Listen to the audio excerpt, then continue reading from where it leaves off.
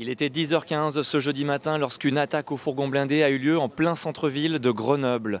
Plusieurs malfaiteurs en possession d'armes lourdes ont attaqué un fourgon blindé sur le cours Jean Jaurès alors que les commerces étaient en train d'ouvrir. Le fourgon blindé et les convoyeurs ont réussi à s'échapper, de même que les malfaiteurs.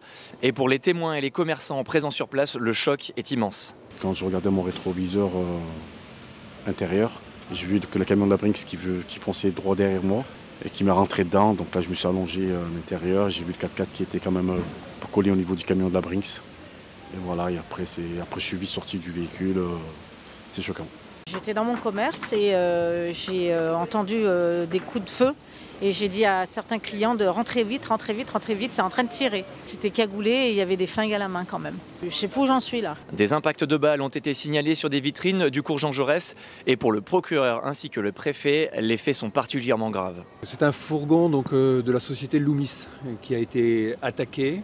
Il y a eu des échanges de feu de part et d'autre. Les agents qui étaient dans le fourgon ont été particulièrement courageux, ça c'est mon analyse, parce qu'ils ont réussi à s'opposer à cette attaque, qu'ils ont pris la fuite et qu'ils se sont réfugiés à la gendarmerie de Cessinay. Il y a énormément de policiers et de gendarmes mobilisés pour retrouver les auteurs. Donc il y a tout un travail qui a été lancé dans cette direction-là, en coordination police et gendarmerie. 3 véhicules ont été utilisés par les malfaiteurs, 2 Mercedes, dont l'une d'elles a permis à ces derniers de prendre la fuite, ainsi qu'un camion qui se trouve derrière moi à l'intersection du cours Jean Jaurès et du cours Beria. Et désormais, c'est une course contre la montre pour retrouver les malfaiteurs.